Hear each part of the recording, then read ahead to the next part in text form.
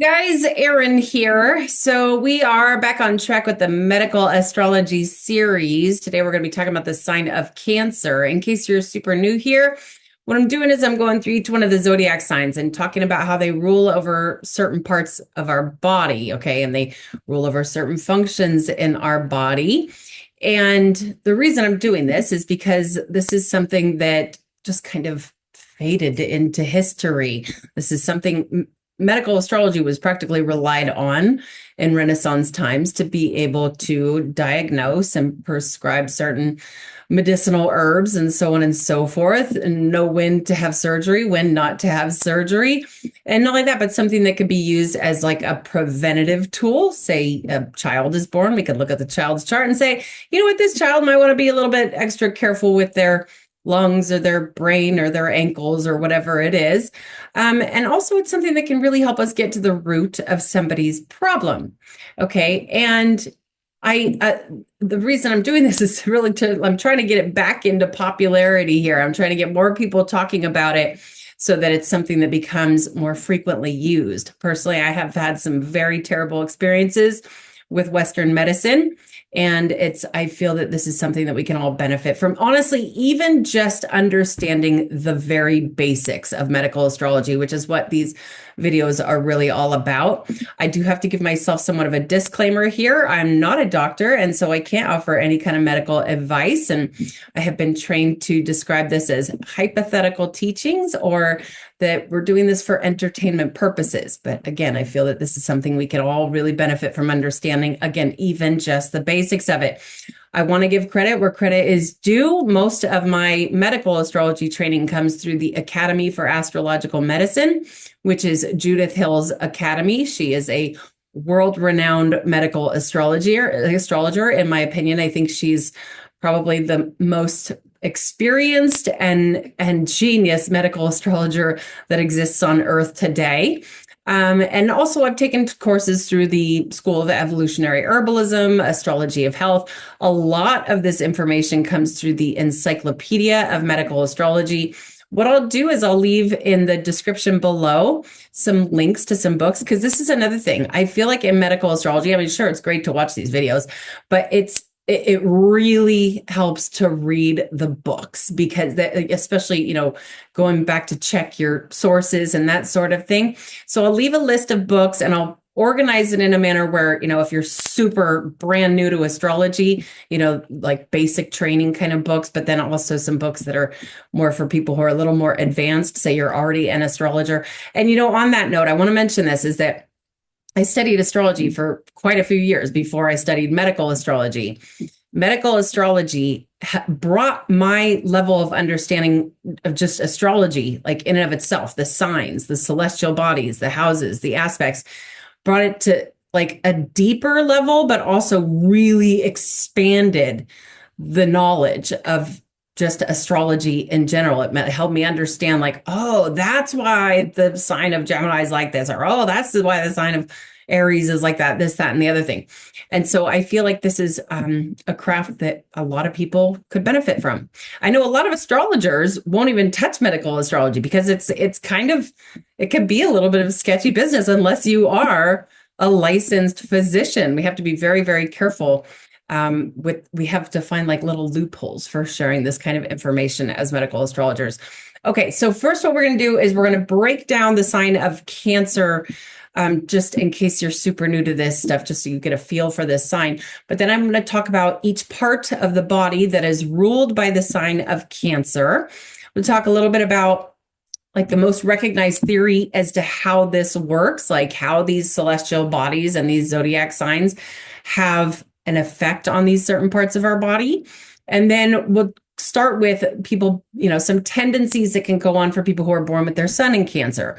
And then we'll go through people born with their moon in Cancer, people born with their Mercury in Cancer.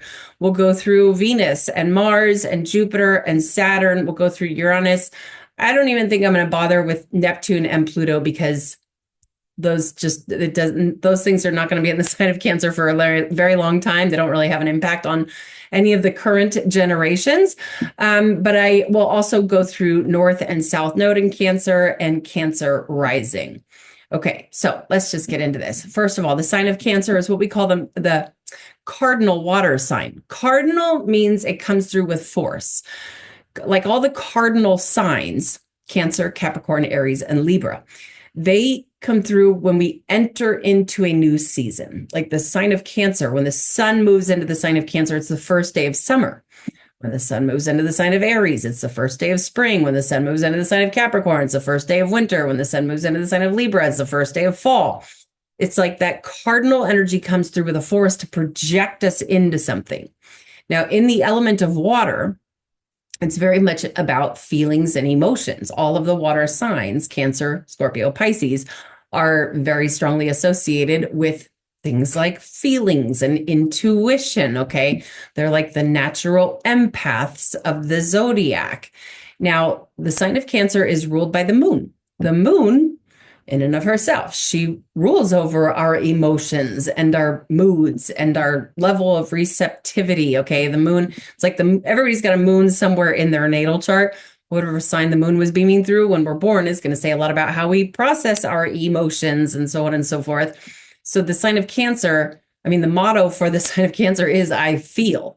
It's all about emotions and feelings and intuition. The moon's kind of considered like the mother of the heavens, okay?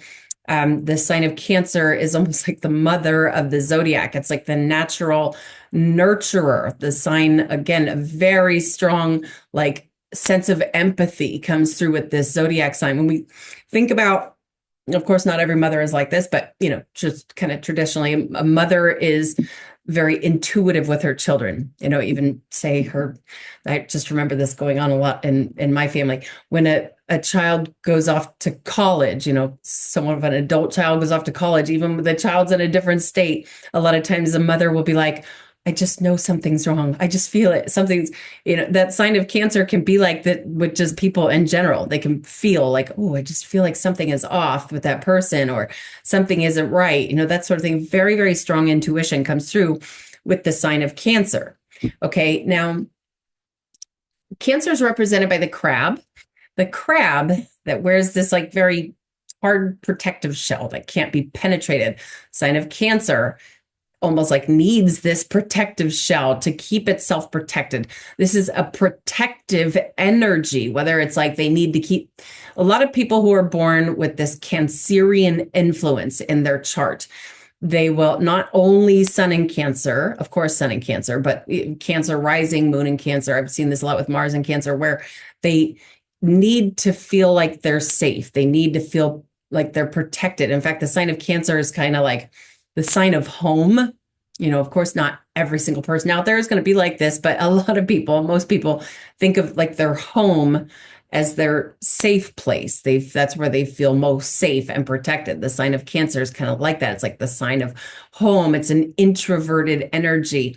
It's what it could be described as like a centripetal energy, where even the glyph for the sign of Cancer, it looks like they're kind of like going in on each other. It kind of looks like 69, but they're folding in on each other. The sign of Cancer goes inward. It's all based on, I'm feeling this in here. Okay. But it's, again, it not only wants to protect itself and feel protected, but a lot of very Cancerian people will be super protective of other people, especially their children and their loved ones. Okay. They could be, if you've never seen a crab, it's so funny because just this over the past couple of years, I've seen this, like I didn't really know this before, but just over the past couple of years, these reels on Instagram show up on my feed where it's a diver or something is poking at a crab. Another crab will come over and, push it away and try to protect its little crab friend. A lot of Cancerian people will be very, very protective of others, just like a mother can be protective with her children. Okay, so it's a strong energy being ruled by the second brightest light in the sky, being ruled by the moon, but it's also a very sensitive energy. Okay, and I think about, I know quite a few like strong, athletic Cancer dudes that, play football or whatever, they play sports and they work out and that sort of thing. And, that come off as a tough guy, but they're also incredibly sensitive and intuitive, and like they protect their loved ones kind of energy. Okay, I think that's something that if your sun is in Cancer, it's really important to understand that you are picking up, for some people it's going to be more so than others, but you're feeling what's going on around you. Okay, if you're in a traumatic situation, you're picking up the trauma even more. We'll get into this, but the sign of Cancer has a lot to do with like holding on to the memories of things. Okay, so that's just the sign of Cancer in and of itself. Now, in the body, the sign of Cancer kind of starts with the breasts, goes into the stomach, rules kind of like the upper part of the liver. Sign of Cancer rules the elbows. Even though the sign of Gemini rules the arms, sign of Cancer specifically rules the elbows, and there's reasons for that. And we'll get into this, but something that's really important in medical astrology is the signs that are opposite each other. Like this over here would be the sign of Cancer, over here would be the sign of Capricorn. Well, Capricorn rules the knees, Cancer rules the elbows. Like the knees are kind of like the elbows, and the elbows are like the knees of the arms, the part that bends. Okay. In fact, I just want to go through my notes because I don't want to forget anything. Talked about the breasts, and this is something else to mention here, is that a lot of these things will have like shared rulerships. Okay. The breasts and the stomach are ruled by the sign of Cancer, but are also ruled by the moon. Okay. Lower parts of the lungs, like Gemini is more like the upper part of the lungs. Cancer is more the lower parts of the lungs. The rib cage, the armpits, the elbows, again, we mentioned this, the upper part of the liver, the mucous membranes, the mucous membranes are like a moist lining around certain organs in the body that not only protect those parts of the organs, but they take in nutrients and water.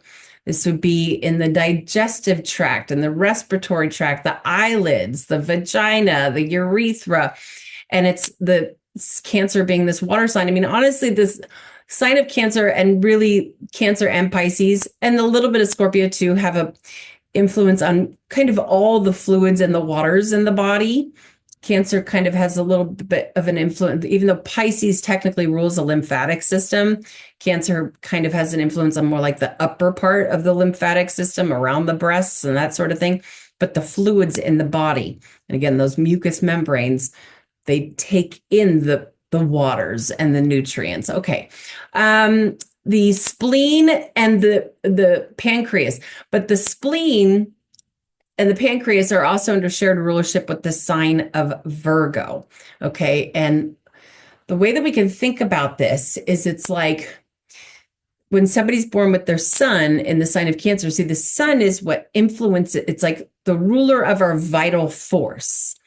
So when somebody's born with their sun in the sign of Cancer, they receive their vital force through these parts of the body. And this would have, it kind of depends on what degree your sun is in the sign of Cancer. If it's like, 0 degrees Cancer, it's going to be like the upper parts, versus 29 degrees Cancer be more like the lower parts. But there are, especially with the sign of Cancer, there's little intricate parts of this, but hopefully you guys get the gist here. Now, with that said, these parts of the body, I mean, in my opinion, it's like kind of important that these parts of the body, if your sun is in Cancer, get exposed to the sun, from time to time, of course, in a healthy way. We want to go out there and get some crazy sunburn. Most people aren't exposing. And by the way, when we say the breasts, it's not just for females. It's like the chest area for men and women. And most women aren't walking around with their breasts exposed to the sun all the time. So you wouldn't want to go out there and just completely, sunburn your breasts or your armpits, that sort of thing. But really on that note, the sign of Cancer actually can have very sensitive skin, and there's reasons for that. We'll get into it. But, with that said, they kind of need to be careful not to get a sunburn, and this is going on a little sidetrack here, but I'm going to do it anyway, that hopefully, people who are watching this already know this, but there's so much evidence at this point that most sunscreens are terribly toxic. I mean, really bad chemicals in there where, it's my generation, we grew up and, our parents are always putting this like crazy white cream all over us. And, those, and especially because then you're out in the sun, your pores are wide open and all these toxic chemicals are going in. So if you're going to use sunscreen, really look into the ingredients and make sure it's a really good, high quality and clean sunscreen. But again, it's also a good idea that, in my very strong opinion, that these parts of the body, especially when it's a safe time of day, safe time of year, to get, because that's where you're receiving your vital force. In fact, the sign of Cancer, Pisces and Cancer both, these are like the real sensitive water signs, tend to unfortunately have like the weakest vital force because they are so sensitive, but also it's like this sign of Cancer. Again, it can be very strong, but I kind of wonder sometimes if that's in part because, in fact, the sign of Scorpio can have a strong vital force if it goes through the process of flushing things out of its body. But the sign of Scorpio, we'll get into this when we talk about the sign of Scorpio, but rules certain parts of the body that are also not exposed to the sun very often. So when I think about these water signs that have kind of like, sort of like the weakest vital force, they rule over parts of the body. Pisces rules the feet. And I'll just say this right now, the sign of Scorpio rules the genitalia, amongst many other things. But those are the basic parts. These parts of the body don't get exposure to the sun very often. And I think that plays somewhat of a role in why these signs are considered to have like weaker vital force. Okay. Certainly doesn't mean that everybody who's a Cancer out there is going to have a weak vital force. Like I said, I know some really strong Cancer people. Okay. Now let's start going through this. So Sun and Cancer. Oh, I want to mention this as well. A lot of this is going to depend on which house in your natal chart the sun is coming through. If you're super new to this stuff, the houses, like if you're looking at your natal chart, there's, it's a circle and it's divided into sections. Things that I always describe look like a little slice of pie. Okay, those are the houses.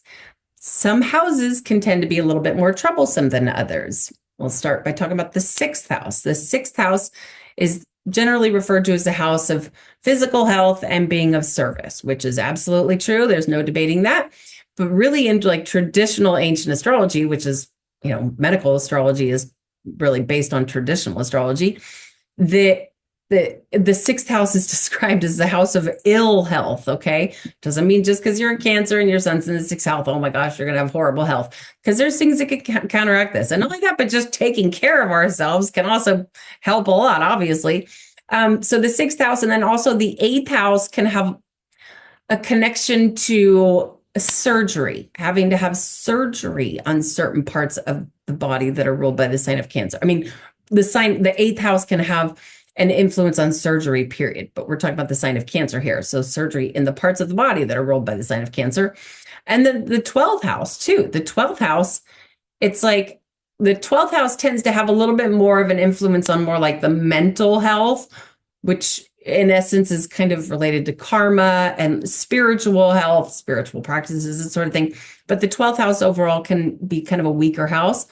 And the first house, Sun and Cancer in the first house can also be a little bit troublesome, but that greatly depends on how it's aspected, okay, and what kind of celestial bodies are near it. Okay, now, and when I say aspects, what we're talking about here, that's like the connection that goes on between different celestial bodies and zodiacal points and that sort of thing in the chart. Like if you're looking at a chart, the lines that are going through the middle of the chart, those are called aspects. And it's almost like certain celestial bodies through the sine wave were making a connection, almost like they were having a conversation of sorts when we're born. Okay. And the aspects are also massively significant in medical astrology. And we'll get a little further into this. Okay. And if some of this goes over your head, just pick up, because some people are much more advanced than others. If some of this goes over your head, just, take what resonates, what you understand, and leave the rest behind. Don't feel concerned about it.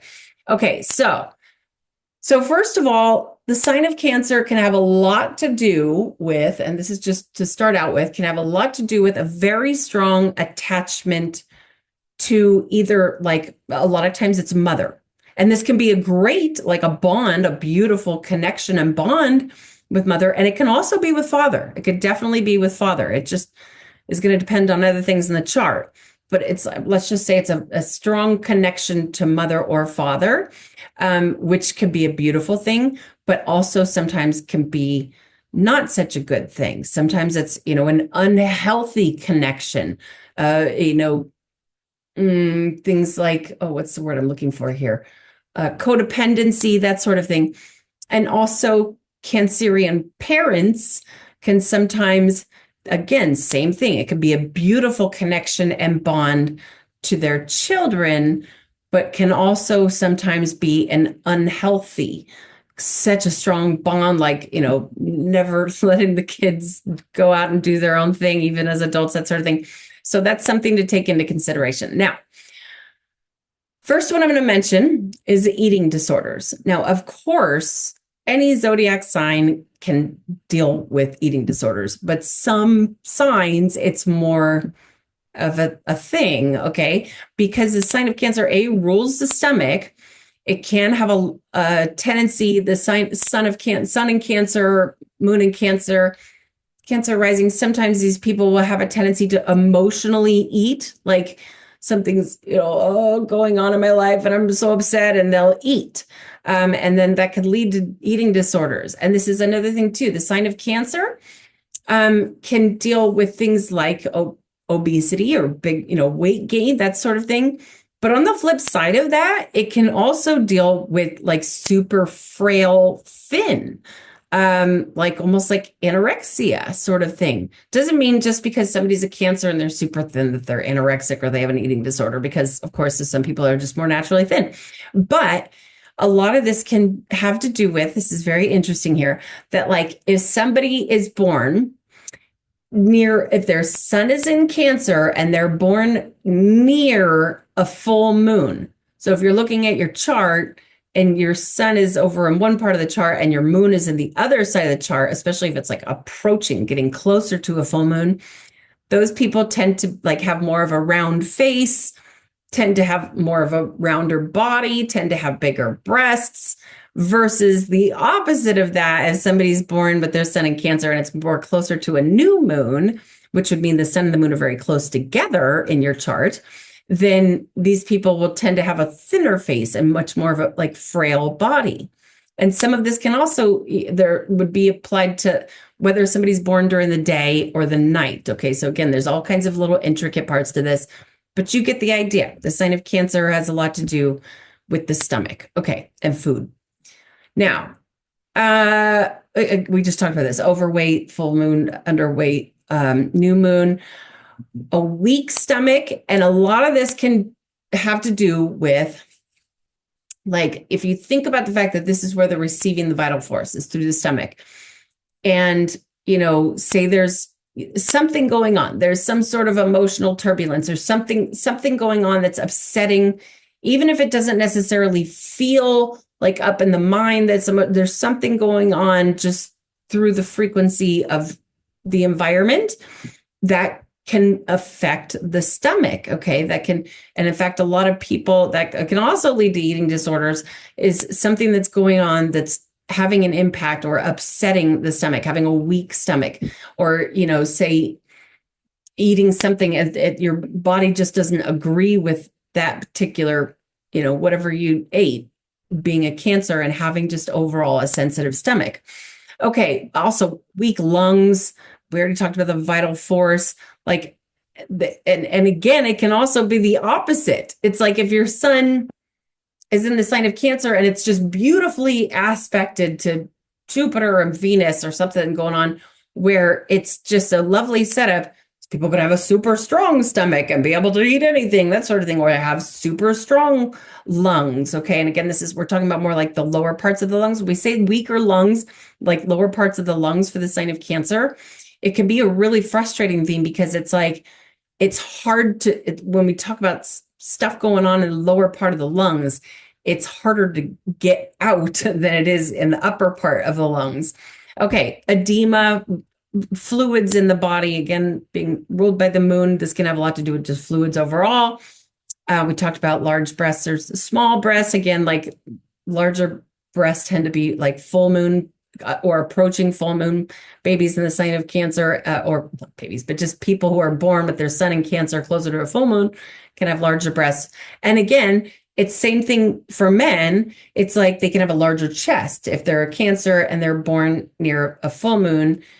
And then if they're a male born with the sun in Cancer and they're born near a new moon, they can tend to have a smaller chest. Okay, now can deal with swollen breasts, any kind of issues with the breasts. In fact, a lot of time there can be or deal with like the tissues in the breast for Cancerian people. And for that, and again, I'm not a doctor, this isn't medical advice, these are just hypothetical things here. Dandelion root can be great for kind of like clearing out toxicity or just stuff that's caught up in the tissues of the breast. And cysts in the breast, there's quite a few placements for the sign of Cancer that will deal with cysts in the breasts. Red clover can be really, really beneficial for that, hypothetically. Okay, now moving forward here, depression. So talking about the sign of Cancer being, okay, start here, being like the water sign ruled by the moon. Okay, there's way too much evidence to even bother trying to argue this anymore, that water holds memory. If you're not familiar with Dr. Emoto's work, who's no longer with us, unfortunately, but Dr. Emoto was the one who, and this may be totally brand new news to you, but a lot of people have been talking about this, that what he did was he took water that came from the exact same source, and he did this multiple different experiments, and not only that, but other people have then been doing it themselves. They've been doing it with rice and cooked rice. But anyway, what he did was he took water from, all came from the exact same source, put it in sterilized jars, okay, the same amount of water, everything identical. And he put, like, on one, he put like a label on it that said, I think it said, "I love you." And then on another one, it said, "I hate you." And then another one, I think he just completely left it blank. And what he would do is he would go in and tell the water, put them in separate rooms, go in and tell the water that said, "I love you" on the label. And he would say, "I love you," and say wonderful things to the water. And then he would go in and do the same thing, not do the same thing, but he would go into the water to the one that said, "I hate you" on it. And he would say awful things to it, curse at it, that sort of thing. "You're ugly," that sort of thing. And then water that didn't have a label on it, and completely ignored that one. And then he froze the water and had some super insane microscope where he could look at the molecules of the water. The water that was said, "I love you" to, had the incredible, super symmetrical, looked like the most beautiful snowflakes that you could ever possibly imagine. And then the one that he said, "I hate you" to, had like really asymmetrical, very strange, not exactly appealing, aesthetically pleasing shapes to the molecules. And then the one that was ignored was kind of left, just didn't look like it was doing anything really. And with that said, it's like water really truly is life. But with that said, if you think about this water sign being ruled by the moon, can have a very big impact on what it's being told. And it holds on. Let's say a Cancer child grows up in a household with a lot of toxicity and trauma and that sort of thing.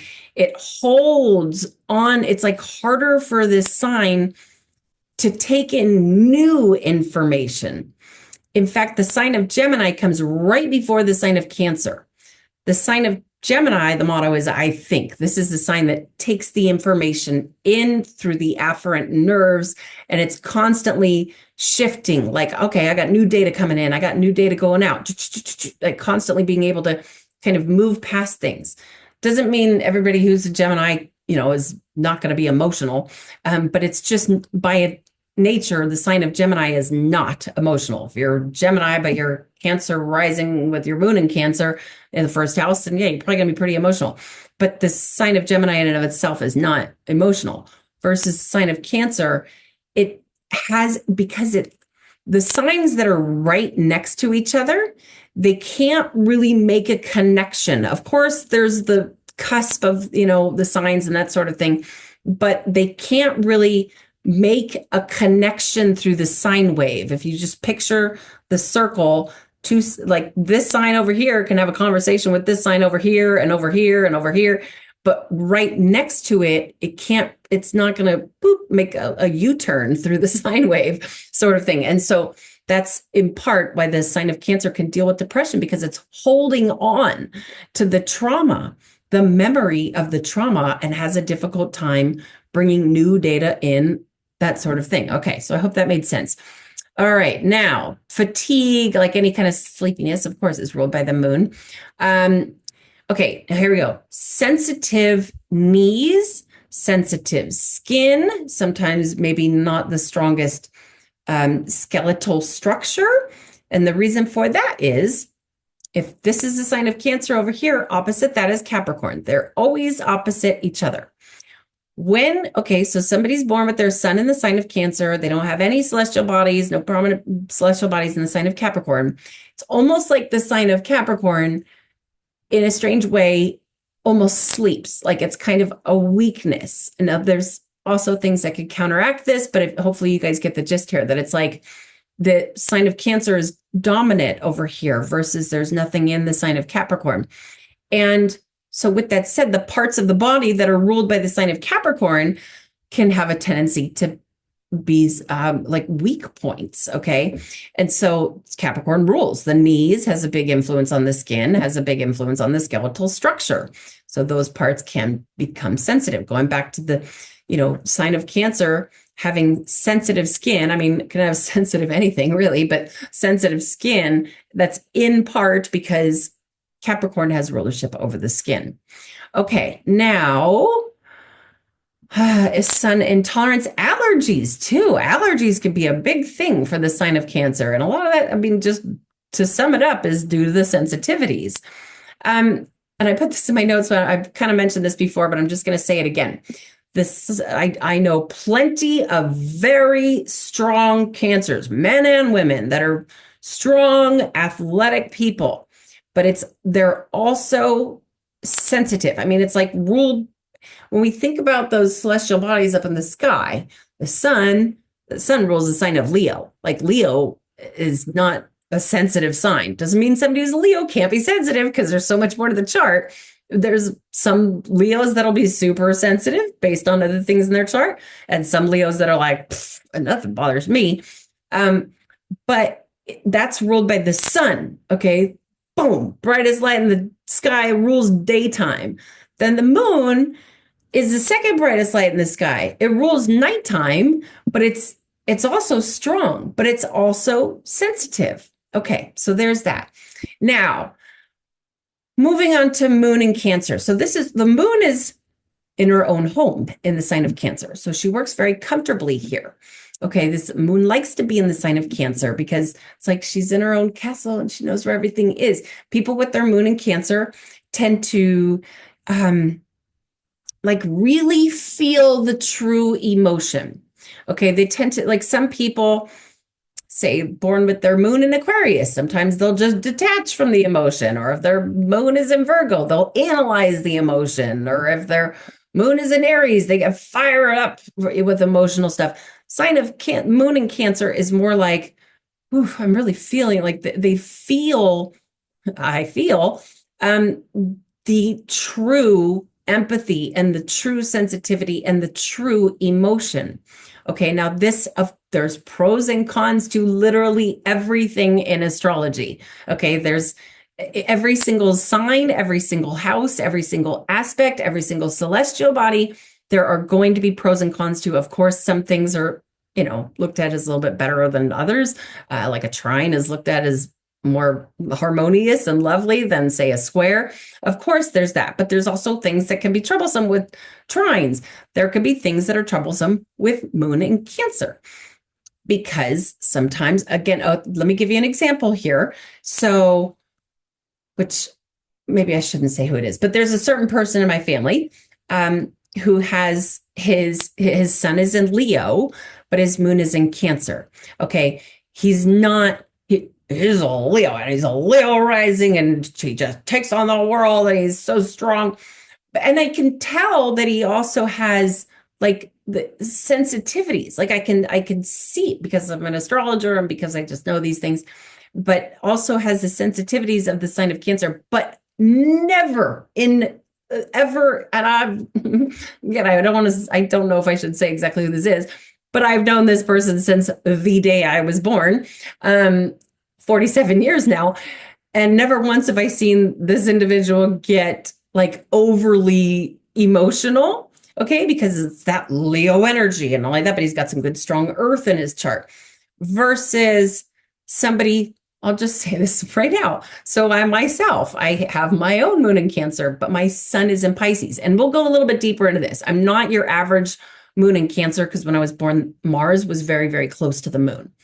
And I better say this as well. It's not always recommended that we share our natal placements with people. And there's reasons for that. And I hope that I never regret this. I hope I never regret it. But I've debated, gone back and forth. And what I've really decided upon is that, so many of you share your natal chart with me, which is a very, it's very intimate to share somebody's natal chart with another person. But I feel that it's only fair that I kind of just give you guys some clues on my own natal chart. I remember the very first time I went to get a professional astrology reading, and the whole time I was like, where's her moon? Where's her sun? What house is it in? Like, I was like so curious.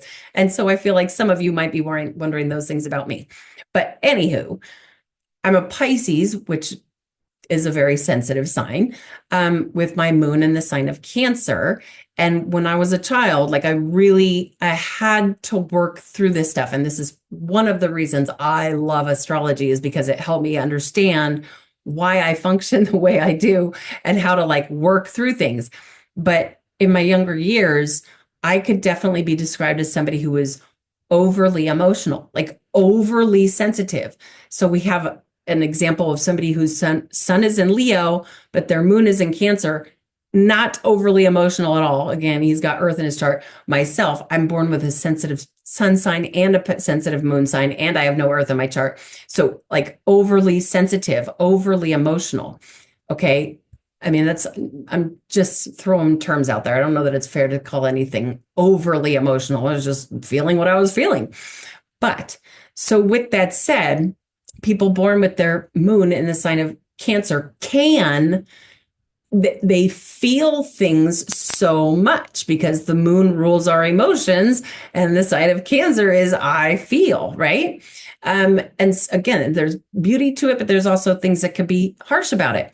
Okay, so highly emotional, reactive, and receptive. Like people with moon in Cancer tend to actually like be receptive. Somebody's going through a hard time, like, oh my gosh, what's going on? Why don't you talk to me about it? That sort of thing.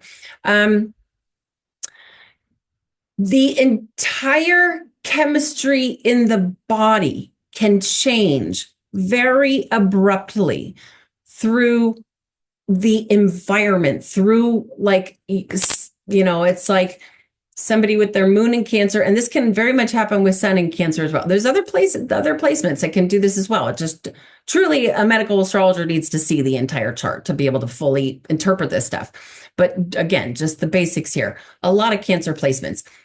Well, it's like say you're just having a great day, or at the beach playing with friends and everything's great and blah, blah, blah. But then all of a sudden something happens. Somebody almost drowns, or somebody gets in a fight, something goes on. The moon in Cancer people, oh my gosh, it's like, oh, I can't even handle it. And it's it changes the chemistry. We talk about the sign of Cancer has rulership over the pancreas. The pancreas has a major influence on the hormonal production in the body. So we're talking about hormones, brain chemistry, like immediately, abruptly changing, like, oh my gosh, and feelings all over, not just parts of the body that are ruled by the sign of Cancer, but every part of the body. Okay. In fact, I feel like I should share this story. There was a time, and there's been multiple times throughout my life where this sort of thing has happened. There was a time where I was driving along, and this is before I kind of already knew a little bit about astrology, but I wasn't an astrologer. And I'm driving my car, and I'm in a great mood. I was singing, I was listening to great music. I was in my like mid to late 20s, something like that, pumping my beats in my car. And all of a sudden I witnessed a car accident where the guy went flying out through his windshield. Like the windshield shattered and he went flying out of it, flew like 15 feet in front of his car. And immediately it was like uncontrollable. And it's crazy because, like I said, I knew a little bit about astrology, but I didn't know anything like what I know now. But I was I was literally freaking out. Like I couldn't handle it. And I drove directly to a friend's house. It was very, very close by, and just bawling and screaming. And I said, I feel like it happened to me, and he's going, what are you freaking out about? It wasn't you. Like you had nothing to do with that situation. I was like, but I felt like it was me. I don't know how else to explain it.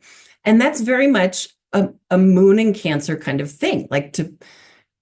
Obviously we can separate the thought that that's not me, but in a weird way, it can feel like what's going on is happening to the person with the moon in Cancer. And that changes, again, the entire chemistry in the body. And that can lead to, again, like kind of a weaker vital force because everything's being disrupted. Okay, now moving forward. This can also, moon and Cancer people can definitely have a tendency to emotionally eat. I never had that happen in my life, but it's a tendency to, a breakup. Oh my God, or breaking up. Oh, I need some pie or something like that. That could definitely be a thing for moon and Cancer people because it rules the stomach. Painful breasts. And here we go again, cysts in the breast. I mean, honestly, again, this is hypothetical. I'm not a doctor. But going back to red clover can be, that's like there's a great book that's called the Earthwise Repertory by Mathew that really breaks all this stuff down. But red clover can be great for a lot of placements in people who are born with Cancerian energy in their chart. Okay. Edema, again, that's, holding fluids in. Again, allergies, sensitive to, like conditional changes, weather, okay, or even the seasons. It goes from winter into spring, like that. Cancer moon people they're more sensitive to that. Or even things like altitude, road trips. All of a sudden you're driving 9,000 feet up, a mountain, and that can have more of an effect on people with their moon in Cancer than other moon placements. Moon phases, okay, that moon in Cancer people, and this can also happen with sun in Cancer and also Cancer rising and even a little bit of Mercury in Cancer, maybe even north, kind of even south node in Cancer.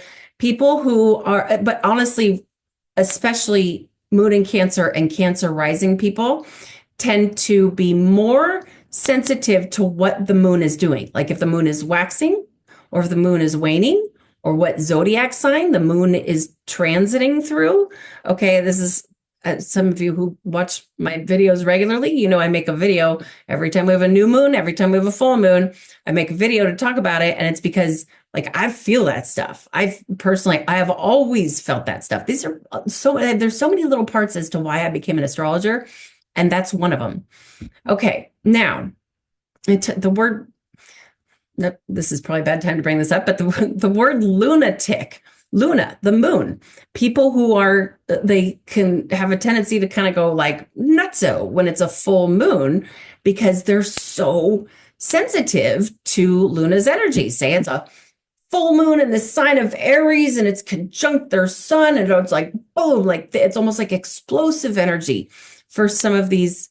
If their sun is in Aries, that's kind of a bad example, but regardless, that's where the term lunatic comes from, because it's the moon has such a strong influence on our emotions. Okay, so moving forward, I kind of feel like I keep going off on these weird little tangents. Okay, Mercury in Cancer. So Mercury, in short, is what rules over our mental function. Like we talked about the intake of information. We talked about the sign of Gemini and how Gemini is like the information's going in, going out, getting there. They can kind of adapt into, new emotion, new situations very easily. That's because Gemini is ruled by Mercury. Mercury has a massive influence on really kind of the entire nervous system, more specifically the afferent nerves, which are the nerves that are taking information to the spinal cord. Okay, so when you think about what Mercury does, and if their Mercury is in the sign of Cancer and they're receiving this Cancerian influence through, the information going in and out of their nervous system and that sort of thing, these people can be very receptive. Again, can be very like naturally like, oh my gosh, well, let me listen to what's going on. What's that sort of thing. But they can have very sensitive, really nerves, period. But especially, the processing of information going in and out, the mental function, because the sign of Cancer is sensitive, they can be sensitive to that sort of thing. They can deal with nervous stomach. Okay, the sign of Cancer in and of itself is not one to deal with nervousness. It can worry constantly. If you watch my videos regularly, after you heard me say like constant, I'm worried about something all the time, but I never deal with nervousness. I don't have any like nervous placements in my chart, but I do have very strong like I'm worried about this, I'm concerned about this. That's very Cancerian. But the nervous system having an influence from Mercury, so they can deal with nervous stomach, like something's going on. Oh my God, I just feel like I can't eat. I'm nervous through my stomach. Okay, now sensitive breasts, sensitive nipples, like the nerves. Okay.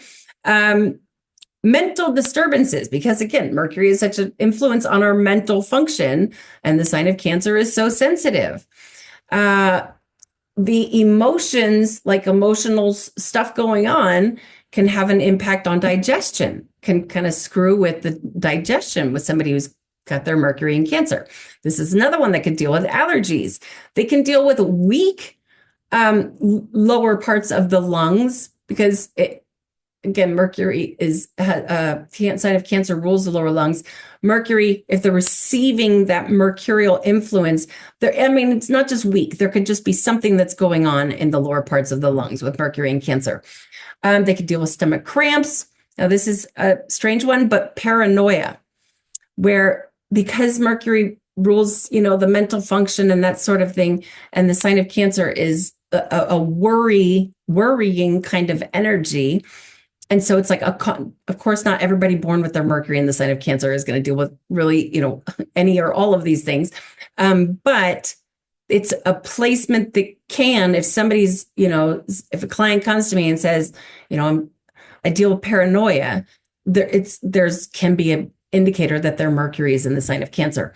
Okay, now moving forward to Venus in Cancer. So Venus, the influencer of love and beauty. Everybody's got a Venus somewhere in their natal chart. Whatever zodiac sign Venus was coming through when you were born, whatever the part of the body that zodiac sign rules, there can be a tendency for it to be a beautiful part of your body. Okay, so people born with their Venus in Cancer can definitely have beautiful breasts, or even, like a nice, beautiful rib cage, or that sort of thing. Any part of the body that, obviously, maybe they have a beautiful pancreas, who knows? But that is just a sort of a thing for people with certainly doesn't mean that everybody born with their Venus in Cancer is going to have absolutely beautiful breasts, but a lot of them do. Okay, now, this is another one that could deal with cysts in the breast. This is something that gets very repetitive. Really, allergies and cysts. in the Cancer area that's a common theme.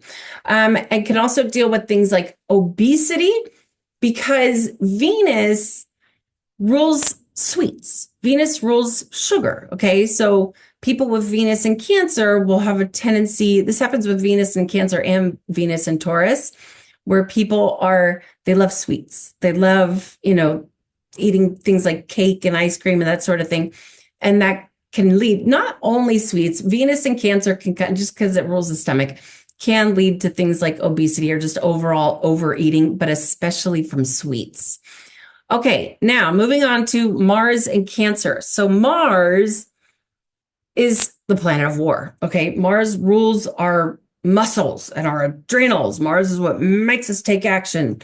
Mars, for everybody, that's what Mars influences, is things of an aggressive nature. Okay, Mars rules over or influences things that like are accidents, injuries, things that are of an acute nature, or burns. Mars is a hot energy. Mars in and of itself is a hot and dry energy, but it's like becomes like more something like poison oak, where it's, like a moist, hot, irritated sort of rash thing. There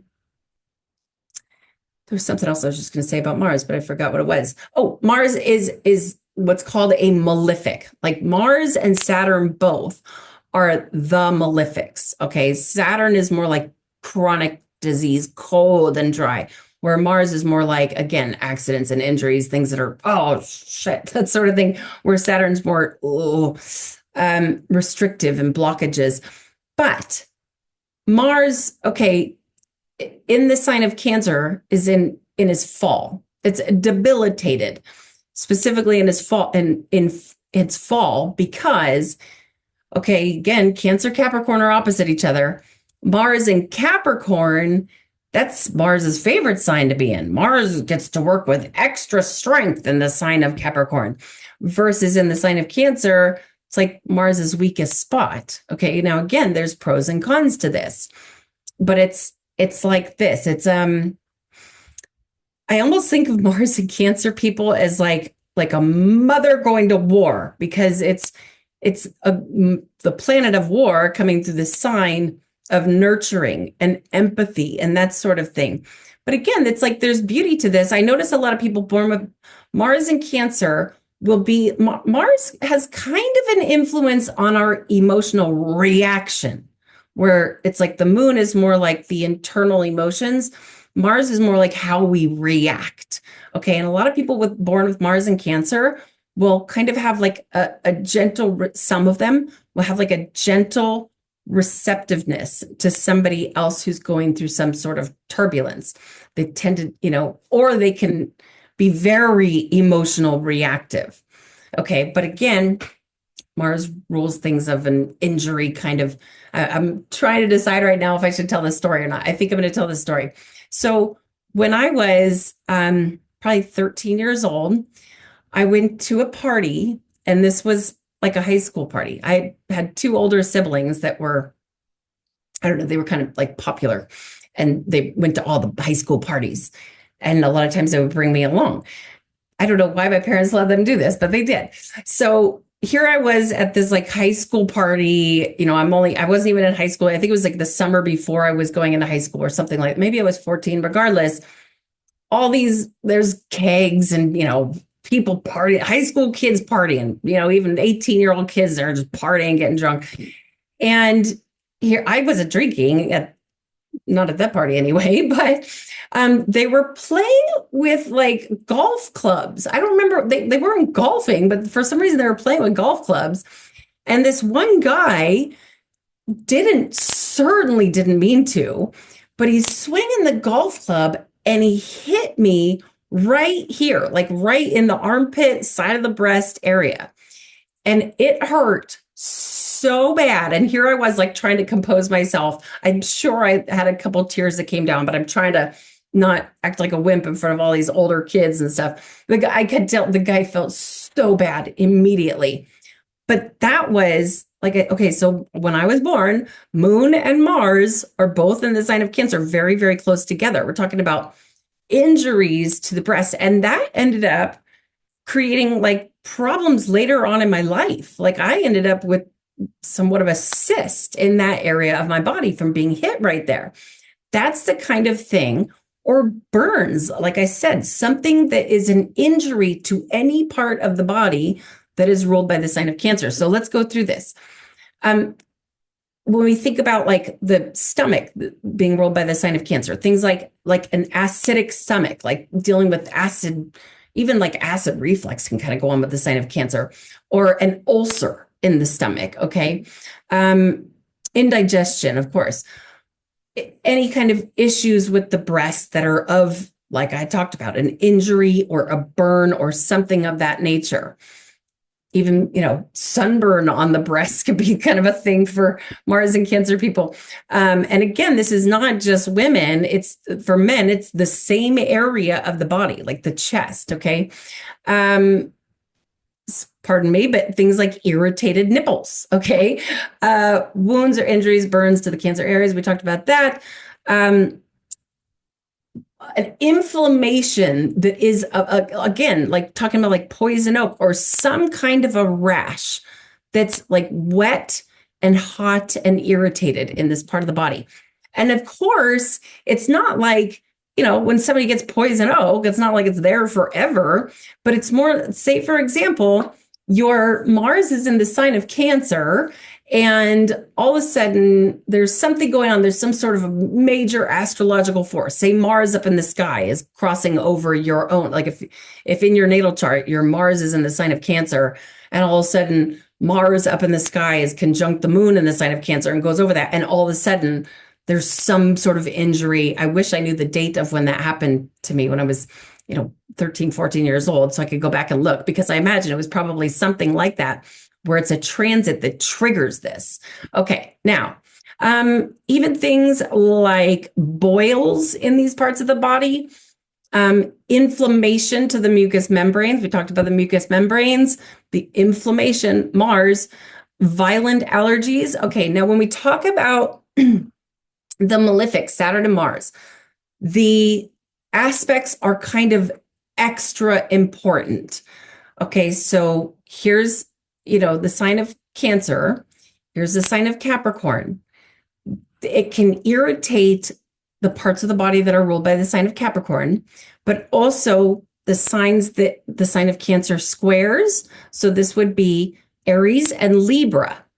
So in short, Aries rules the brain, the top of the head, and Libra rules the kidneys, the ovaries, has influence on the, really like the buttocks area. There's a term I can't exactly think of right now, the lumbar area.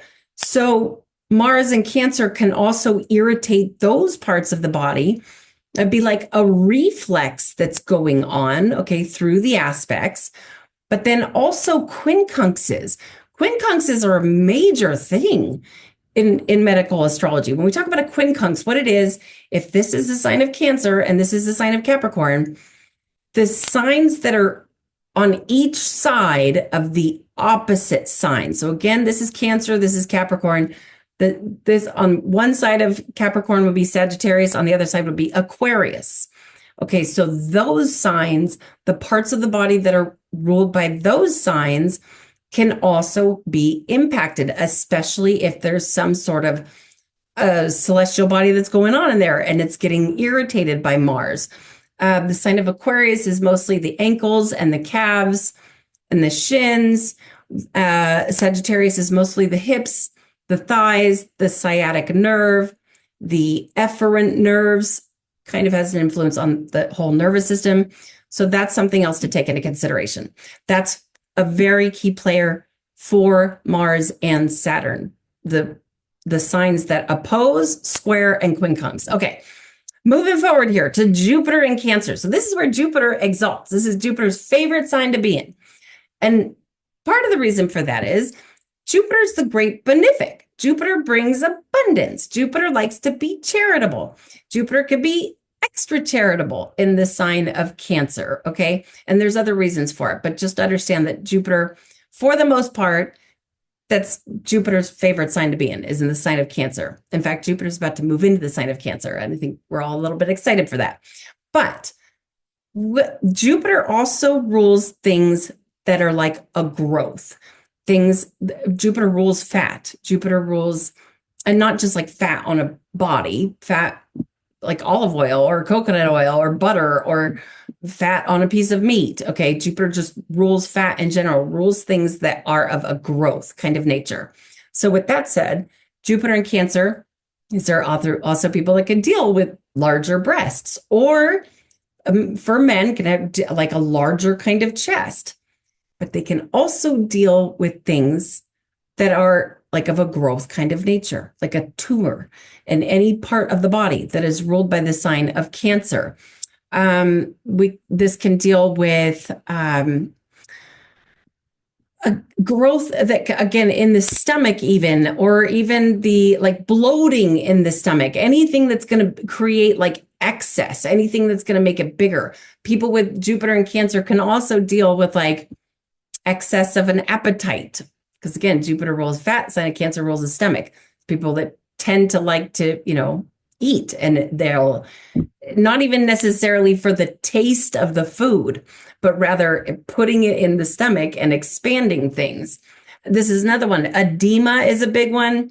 Already talked about this. Okay, so tumors, honestly, even like the pancreas, potentially the spleen, the breast, anything like that. Okay, now moving forward to Saturn in Cancer. Saturn is the great malefic. Okay, Saturn is the ruler of things like chronic disease.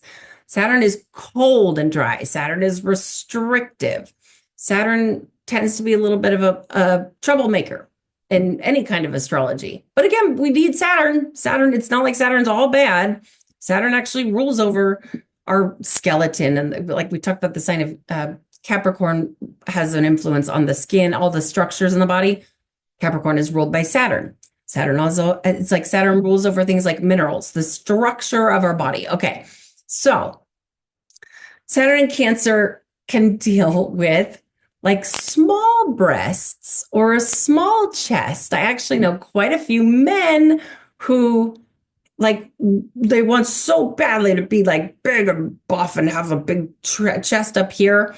And it's very hard for them to build muscle here, unless there's something counteracting it. But for the most part, men with Saturn in the sign of Cancer are going to have more like a smaller or flatter chest. And just like women who are born with Saturn in Cancer tend to have smaller breasts because Saturn restricts. Okay, any sort of restrictive issues with the stomach. Okay, anything it's like the stomach can't handle it. The stomach's tightening up with Saturn in Cancer. Restrictive issues with the womb. Okay, this is a placement where there can be a tendency. Doesn't mean everybody, like every woman out there who's born with Saturn in Cancer is going to have issues with womb or pregnancy, but there can be a tendency for it. Again, it's also going to depend on what house it's in and how it's aspected. Okay, can then also deal with weaker lungs, can deal with dry mucous membranes, any sort of chronic problems in any of the parts of the body that are ruled by the sign of Cancer. Chronic pancreas problems. Pancreas is a tough one to work with. Chronic, we already talked about that. Also, I noticed that the people with Saturn and Cancer, a lot of times they'll have like a super teeny tiny little belly button. Like I mentioned, the sign of Cancer rules the navel, rules the belly button. A lot of times they'll have like, and like they don't like it to be touched. It's just a little teeny tiny belly button. Okay, but again, because we're talking about malefics here, we're talking about the reflex. So just like we talked about with Mars irritating the sign of Capricorn and the sign of Sagittarius and the sign of Aquarius, the quincunxes, and also Aries and Libra making the squares. Except with Mars, he's irritating it. With Saturn, he can create restrictions to those parts of the body. So again, Aries is the brain, the super basics of this. Libra is, again, like the kidneys and the ovaries, the balances in the body, the lumbar. Sagittarius is the sciatic nerve, the hips, the thighs. And Aquarius is the calves and the ankles. So those parts of the body can be weakened. There can be chronic issues that are going on in those parts of the body because somebody's Saturn is in Cancer. Again, it doesn't mean everybody who's born with their Saturn in Cancer is going to have any or all of these issues, but it can be an indicator for it, especially if it's in a troubled house, if it's in the 6th or the 8th or the 12th house. Okay, now moving forward. Uranus in Cancer. So Uranus, the last time Uranus was in Cancer was 1956. It was 1949 to 1956. Uranus won't be back in the sign of Cancer until 2033. So you probably don't, I'm sure maybe, some people who were born before 1956, but it's not necessarily our generation here. But when we think about Uranus's influence, Uranus is spazzy. Uranus is abrupt. Uranus is radical. Uranus is reckless. Uranus is like an influence of things that are unpredictable. Uranus is almost like an electrical kind of energy. Uranus likes to disrupt things that are of an electrical nature. And so with that said, these parts of the body, like weird issues can go on. Weird, even just like weird things with the elbows or weird things with the breasts, unpredictable things with the breasts. Uranus can be a little bit of a troublemaker, but certainly not always. Like spasms in these parts of the body, spasms in the stomach. Unfortunately, I'm going to say this, that there could be more of a tendency for miscarriages. And I actually looked up some statistics on this in the, oh boy, I can't remember what it was. I should have saved it, but it was something like between 1950 and 1956, there was an increase in miscarriages. And that's when Uranus was going through the sign of Cancer. So there's that. Now, Neptune and Pluto. Okay, so Neptune has not been in the sign of Cancer since 1916 and won't be back in there until 2065. So it's not really one we need to focus on. Pluto was last in the sign of Cancer in 1940 and won't be back until the year 2163. But just to give you an idea here, Neptune weakens things, makes things foggy, makes things confusing. So basically, to sum this up, Neptune going through the sign of Cancer can weaken these parts of the body. Pluto can be a troublemaker. Pluto can create things of a toxic nature. So people born, going into 2163, people may deal with toxicity in these parts of the body. Okay, now, I'm starting to lose my voice. I'm trying to finish up here. So North and South Node, they are not planets. The North and South Node, let's put it this way. The North Node is kind of, in your chart, there's going to be excess of that particular celestial influence, especially if the North Node is right next to something. Like what I mean is by next to something, and what I mean is next to another celestial body. Say your North Node is right next to Mars, you're going to get a heavier dose of Mars. Okay, but so with that said, North Node in the sign of Cancer, you're receiving kind of an excess amount of this Cancerian energy. This is going to depend, again, greatly on how you, like if there's a planet or a celestial body next to your North Node, but you could potentially be receiving excess energy into this area of the body, the chests, the breasts, the stomach, the armpits, the elbows, pancreas, the spleen. South Node is the opposite. South Node becomes a weak point, especially going into adulthood. The South Node, so if you've got your South Node in the sign of Cancer, there you may even experience, if you're a female and your South Node is in the sign of Cancer, say your breast gets smaller as you go into adulthood, or your lungs become weaker as you go into adulthood. Okay, now Cancer rising. This is going to depend a lot on where the moon is in your natal chart. Okay, because if you're Cancer rising, that means the moon is like the ruler of your chart. So if you're Cancer rising and your moon is in the 6th house or the 8th house or the 12th house, there can be a little bit more of potential for issues with these parts of the body. Really, everything that I just went through, every little, ailment, injury, chronic thing, whatever it is, there can be a tendency for it if somebody's a Cancer rising, but it's going to depend a lot, again, on where your moon is in your natal chart, and also how your rising sign is aspected. Again, is also going to make a difference if you were born during the day or born during the night. But these parts of the body are more influenced if you are a Cancer rising.